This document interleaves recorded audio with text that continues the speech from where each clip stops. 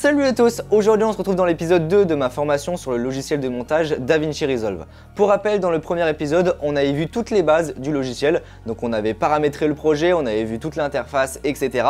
Aujourd'hui, on va aller un peu plus en profondeur dans l'espace montage, donc on va voir tout ce qui est keyframe, les courbes, etc. pour pouvoir changer certains paramètres et adoucir ce changement. On va voir les accélérés, le ramping, les compositions et en ce qui concerne l'audio, on va faire 2-3 trucs aussi. Beaucoup de choses à voir, donc on attaque tout de suite, mais juste avant ça, n'hésite pas si tu as des questions ou si tu souhaites avoir des conseils ou pourquoi pas une petite formation personnalisée à me contacter sur Instagram, on peut en discuter ensemble. On est parti, je vais commencer par te présenter le projet qui est là dans ma timeline et puis je vais te montrer 2-3 trucs qui sont utiles à savoir et juste après, on va enchaîner avec tout le programme que je t'ai annoncé précédemment. Donc ici, j'ai importé dans ce projet la timeline d'un précédent projet. Pour ceux qui ont vu la vidéo du DMG Dash, et bien voilà, en fait la timeline de ce projet là, elle est juste là. Donc je te la montre en entier à quoi ça ressemble. Comme tu peux le voir, j'ai des liblés. Voilà, donc mes couleurs, ils ont certains plans. Par exemple, tous mes plans Top Shot, comme je te l'avais montré dans la précédente vidéo, et bien ils sont orange. Donc comme ça, je sais que tous les plans qui sont en orange juste là, et bien je sais que ça a été tourné avec le Sony A7 III et c'est tous mes plans qui sont filmés en Top Shot.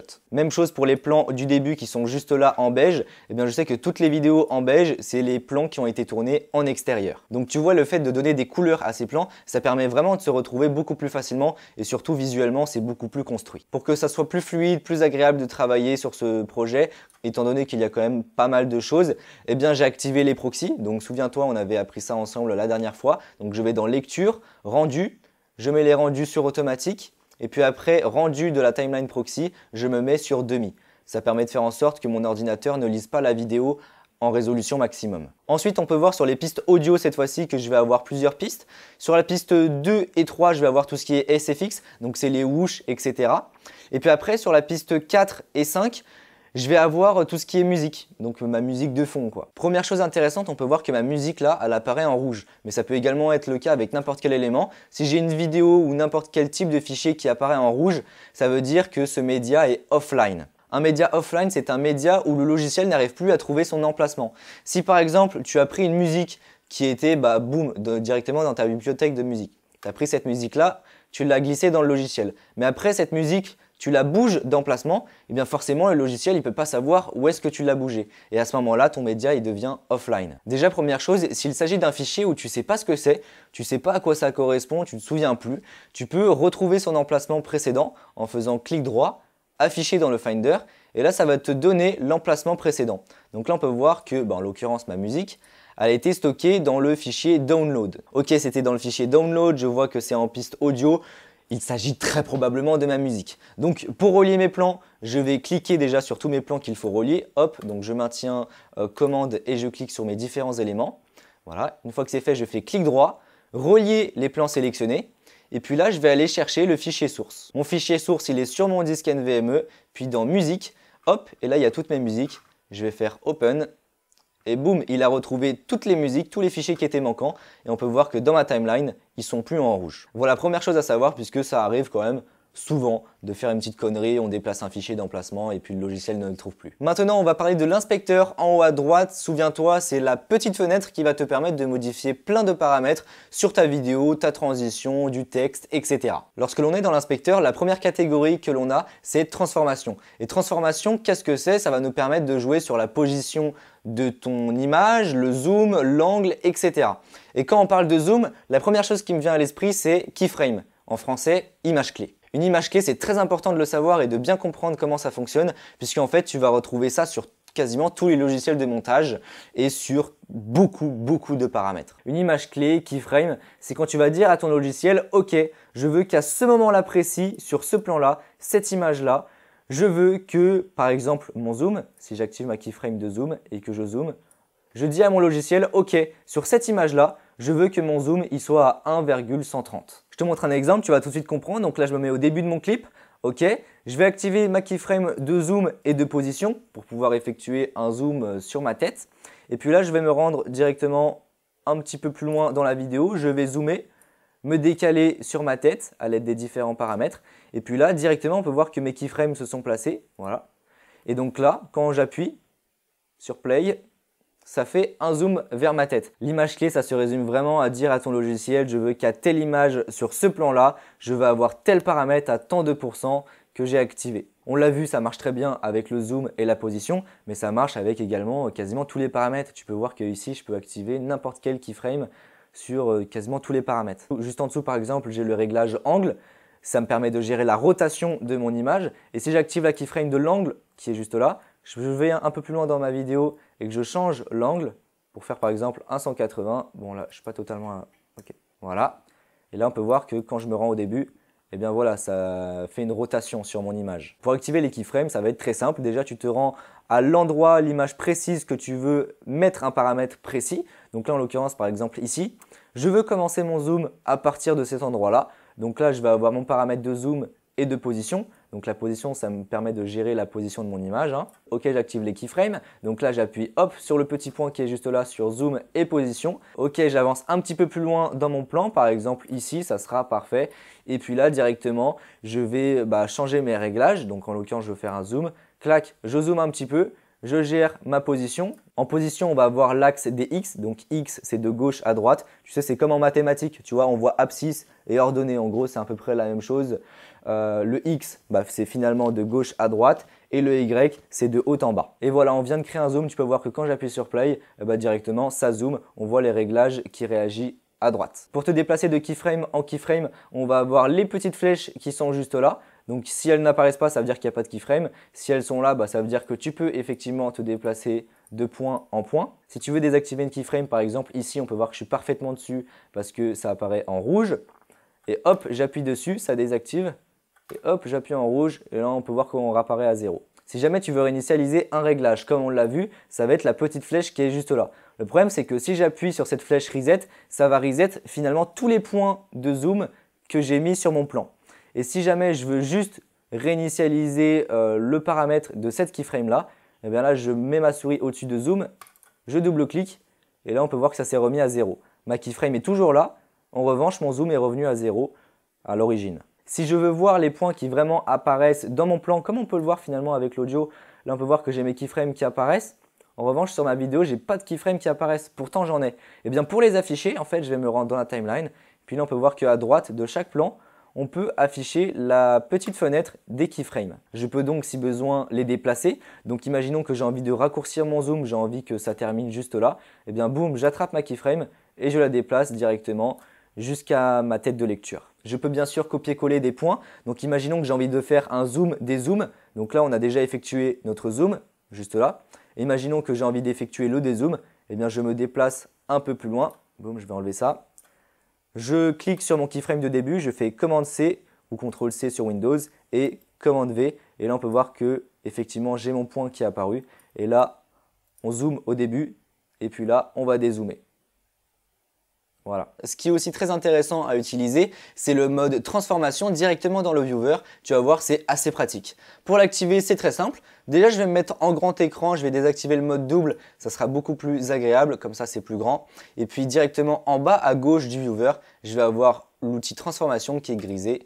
Et voilà. Et là, on va avoir directement nos petits points tout autour de notre image, aux extrémités, ce qui va me permettre hop, de redimensionner l'image et de la déplacer. En fait, ça c'est assez pratique, notamment pour les textes et les images. Tu peux voir que hop, si je me mets un texte juste là, déjà directement dans l'inspecteur, eh bien, je peux régler tous les paramètres du titre. Donc hop, tuto par exemple. En activant l'outil transformation dans le viewer, utiliser ta souris pour pouvoir redimensionner ton titre et le mettre où est-ce que tu veux dans l'image. Voilà, donc tu peux aussi le faire grossièrement. Par exemple, je le mets là et puis après précisément dans l'inspecteur directement avec les petites molettes. Enfin voilà, c'est assez pratique à utiliser, je trouve ça vraiment utile, ça permet de déplacer son image beaucoup plus rapidement, mais ça a aussi son utilité lorsque l'on effectue des zooms, puisque par exemple quand on est vraiment zoomé dans l'image alors qu'on n'a pas l'outil transformation qui est activé, eh bien effectivement dans l'inspecteur il y a marqué que je suis zoomé à 1,159, ok. Sauf que si tu n'as pas l'habitude d'utiliser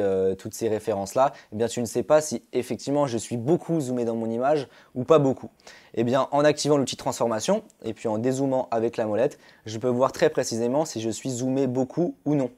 Voilà, c'est assez utile, ça permet de savoir à combien de pourcents je suis recadré. Maintenant que tu connais les keyframes et tu sais un petit peu comment les utiliser, eh bien on va voir comment smoother tout ça, faire en sorte de créer des courbes pour que ça soit beaucoup plus smooth, puisque effectivement là dans l'état, on a dit à notre logiciel ok, par exemple tu vas effectuer un zoom de là à là, sauf qu'une fois la keyframe de fin atteinte, eh bien le zoom il va s'arrêter brutalement, c'est vraiment pas très joli. Et donc il va falloir créer des courbes pour pouvoir smoother tout ça. On va utiliser ce plan là, on va interagir sur deux paramètres, par exemple la position et le rognage, tiens comme ça me permet d'introduire un nouvel outil.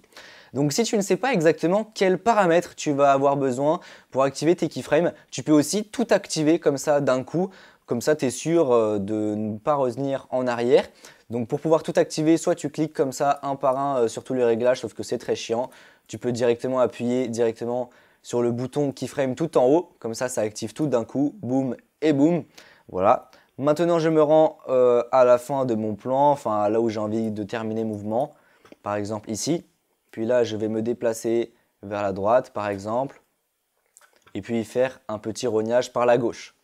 Voilà, les points sont placés, on peut voir que si on affiche directement la fenêtre des points clés, eh bien on voit tous nos points qui sont placés. Le problème c'est que si je fais play, eh bien on peut voir que c'est vraiment pas très propre, quoi. Ça s'arrête d'un coup. Pour smoother tout ça, il va falloir créer ce que l'on appelle des courbes et pour cela, on a deux manières. La première, ça sera dans l'inspecteur, c'est le plus simple. Donc là, tu vas rejoindre un de tes points clés, donc en l'occurrence, nous on veut la sortie, donc ces deux points-là. Et pour se mettre parfaitement au-dessus, on l'a vu, on va utiliser les petites flèches. Donc boum, là on peut voir que mes points clés, rognage gauche et position sont bien en rouge. Donc ça veut dire que je suis bien positionné parfaitement au-dessus. Et puis maintenant en faisant clic droit sur l'un de ces points, on peut voir que j'ai amorti arrivé. C'est ce qu'on veut, créer une courbe.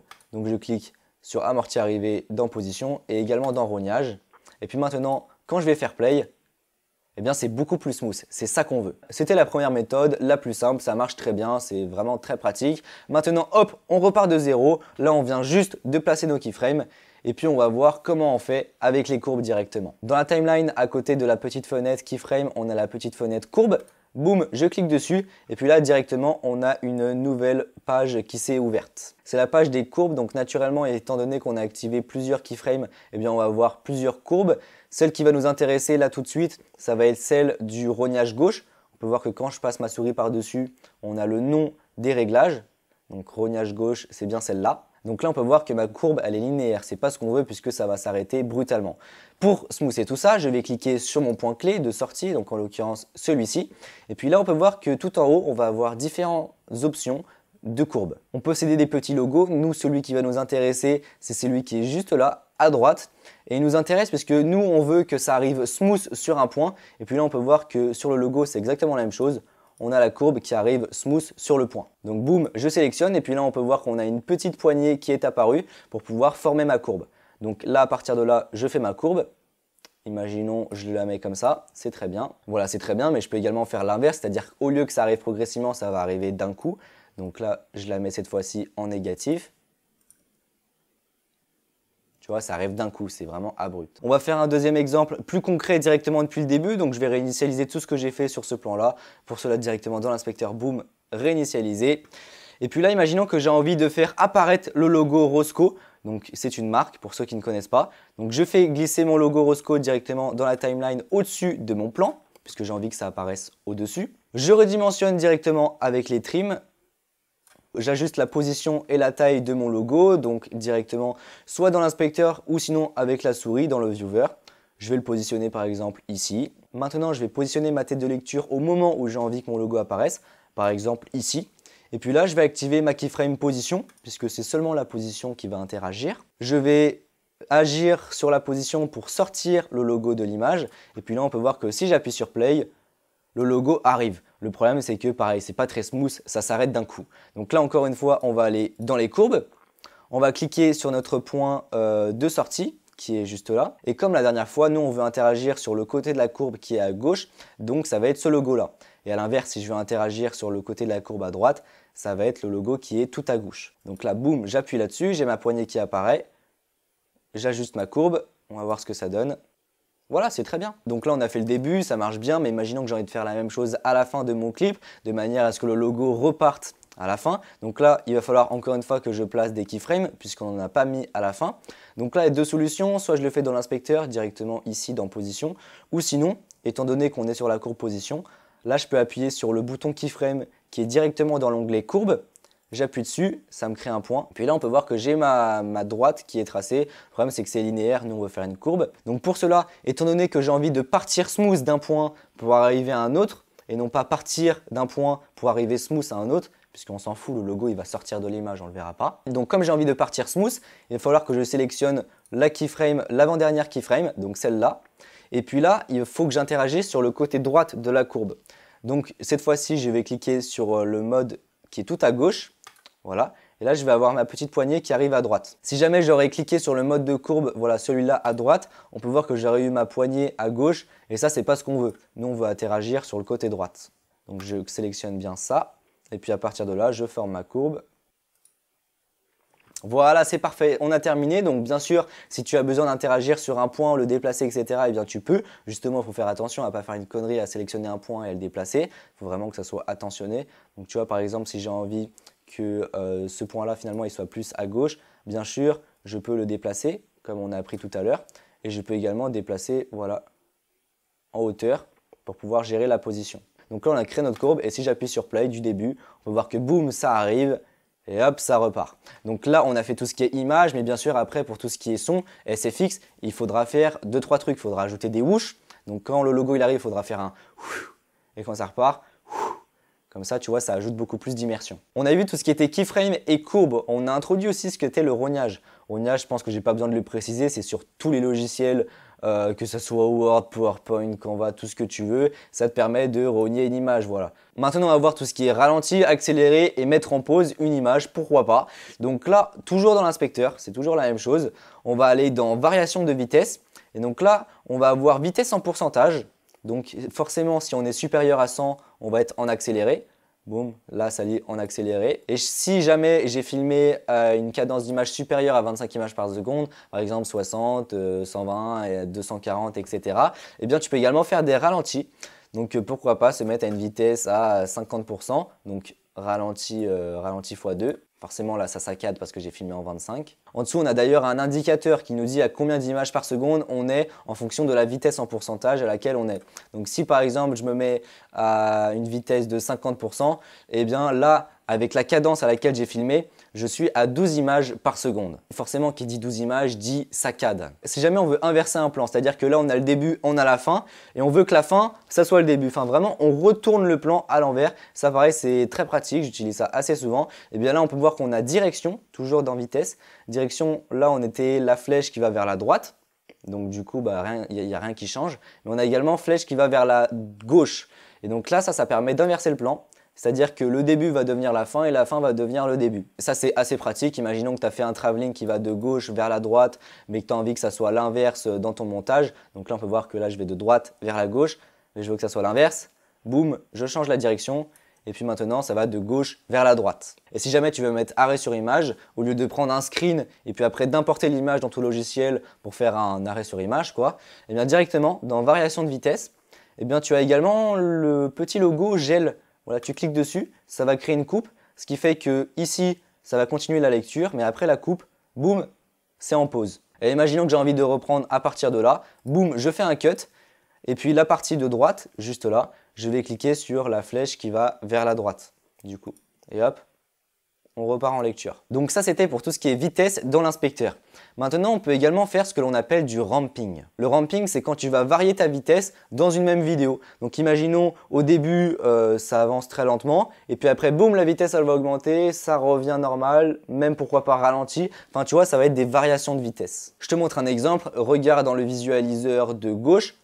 Hop, on est normal, ça accélère d'un coup, ça redescend normal. Ça, c'est ce qu'on appelle du ramping. Je vais te montrer comment on fait la même chose que ça directement dans la timeline. Donc là, je me remets en visualiseur simple. J'ai mon plan d'origine qui va de gauche vers la droite. Si jamais j'ai envie de l'inverser, eh bien c'est possible directement avec les flèches. Et puis là, j'ai envie qu'à partir de ce moment-là précis, donc je peux mettre un marqueur, pourquoi pas. Donc en appuyant sur M, ça me crée un petit marqueur. Hop, je lis.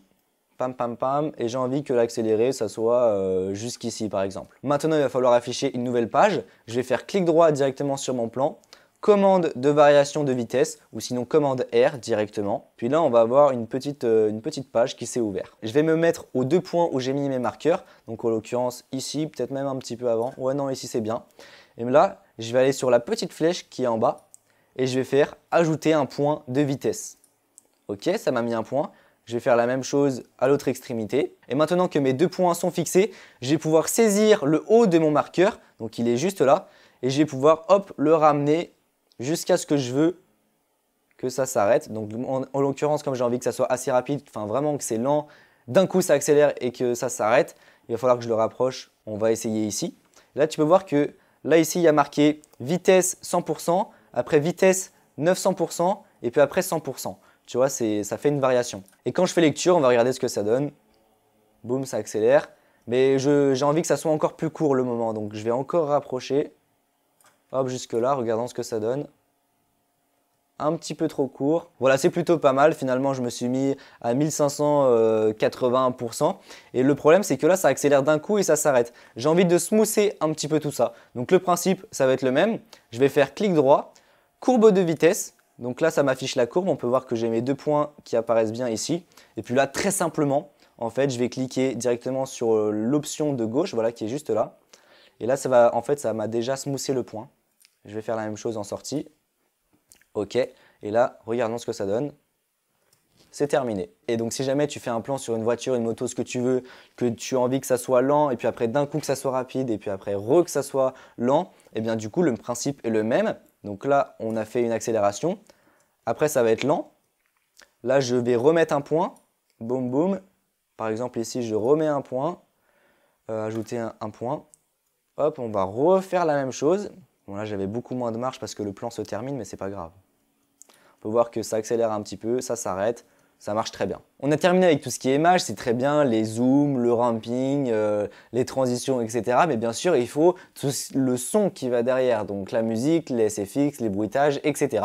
On va voir ça maintenant. Petit rappel, donc en audio, on va avoir différentes pistes, comme en vidéo. Donc en l'occurrence, là, j'en ai 6.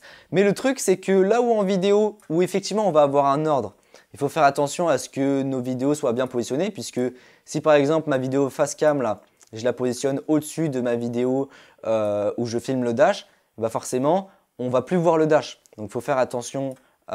C'est comme les calques, hein, finalement, il faut faire attention. En audio, ça va être un petit peu différent puisque comme on ne le voit pas, et ben en fait, il ne va pas vraiment y avoir d'ordre. Mon audio, que ce soit mon SFX, mon Facecam ou encore ma musique, il n'y a pas vraiment d'ordre. Que je le mette en piste 1 ou en piste 3, il n'y a rien qui va changer, mis à part si la piste a des attributs. Tu vas avoir sur le côté très important la possibilité de mettre la piste en solo ou en muet. Donc solo, c'est pour écouter seulement cette piste-là. Donc là, je ne vais pas entendre ma musique, je vais seulement entendre l'audio 1. Mais je peux également mettre plusieurs solos.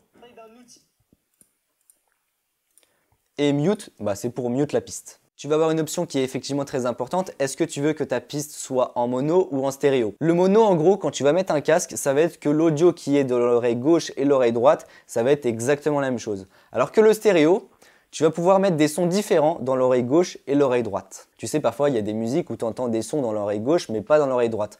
Et bien ça, c'est du stéréo. En gros, chacun des haut-parleurs sont indépendants. Donc là, tu peux choisir ça en faisant clic droit sur la piste et puis ensuite mettre la piste en stéréo ou mono. Mon audio 1, c'est moi qui parle. Ça a été enregistré avec une capsule standard, donc il n'y a pas besoin que ça soit en stéréo. Je le laisse en mono, donc 1.0. Pareil pour les SFX, il n'y a pas besoin. En revanche, pour la musique, effectivement, comme c'est une musique où ça a été enregistré en stéréo, eh bien c'est beaucoup plus intéressant de mettre ma piste en stéréo. Et là, on peut voir que c'est bel et bien en stéréo puisque je suis en 2.0. Et quand je passe ma souris au-dessus, il y a marqué stéréo. Pour faire ton mixage, tu vas t'aider du volumètre en cliquant sur mixeur juste là. Tu as soit le mixeur ou le volumètre. Je te conseille de te mettre sur le mixeur, tu vas avoir plus de possibilités. La chose essentielle à faire attention sur ton montage global, c'est que le son ne sature pas. Et même chose au tournage d'ailleurs, il faut faire attention à ce que quand tu enregistres, le son ne sature pas. Pour ça justement, tu peux t'aider du volumètre et du mixeur, donc là on peut voir que ça module. Un son qui sature, ça va être un son qui apparaît dans le rouge et qui va commencer à être au-dessus du 0 dB. Le gain d'un son, donc le volume sonore, ça se mesure en décibels. dB. L'important pour que ton son ne sature pas, c'est de ne pas dépasser les 0 décibels. Je te conseille de te fixer aux alentours des -3. Si tu vois que tu commences à toucher les -3, fais attention. Là, on peut voir que si je fais play, malgré la musique, le sound design, etc., je suis aux alentours des -7 dB, donc c'est parfait. Il faut faire attention à ce que le son ne soit pas trop faible, parce que sinon, quand tu vas regarder ta vidéo, il va falloir que tu augmentes le volume à fond, et enfin bref, ça ne sera pas assez fort. Et si justement il est trop fort, eh bien il y a un risque de saturation. Donc il va falloir que tu fasses attention au volume de chacun des éléments. Donc par exemple, pour ma voix, juste là, donc c'est ce que j'ai en audio 1, si je me mets à 0 dB, on peut voir que c'est quand même assez fort quand je me mets en solo. Je suis aux alentours des -3 et parfois sur des pics, je peux même toucher les 0 il me semble. Enfin bref, là comme ça d'origine, le son est beaucoup trop fort. Donc ce que je vais faire, c'est que je vais me mettre là, j'appuie sur play et dans l'inspecteur, je vais pouvoir gérer mon volume. Voilà, donc je le descends petit à petit jusqu'à ce que j'arrive à un niveau qui me convienne.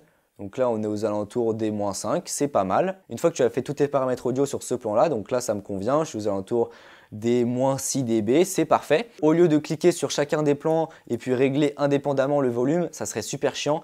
Je peux directement copier les attributs. Donc je sélectionne le plan où je souhaite copier les attributs, je fais Commande C. Et puis là, cette fois-ci, je fais Option ou Alt sur Windows, V.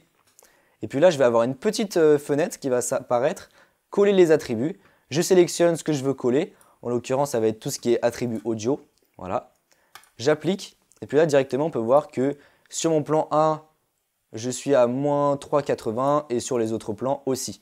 Tout s'est bien collé. Pour la musique, c'est pareil. On peut voir que d'origine, ma musique, elle est comme ça. Et donc là, je vais interagir sur le volume. Et puis dans mon casque, il faut bien que j'arrive à écouter ma voix. Et si je me focalise trop sur ma musique, ça veut dire que ma musique, elle est trop forte. Donc là, je diminue jusqu'à ce que ça me convienne bien. Bon, là, j'ai pas le casque.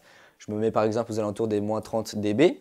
Et là, imaginez, on est pas mal. Le problème, c'est que dans une musique, forcément, le rythme, il change. Il est possible qu'à certains moments, le son augmente. Et à certains moments, il va y avoir des blancs. Et donc, il va falloir, pareil, que j'utilise les keyframes. Donc là, imaginons, à ce moment-là de la musique, je suis bien réglé.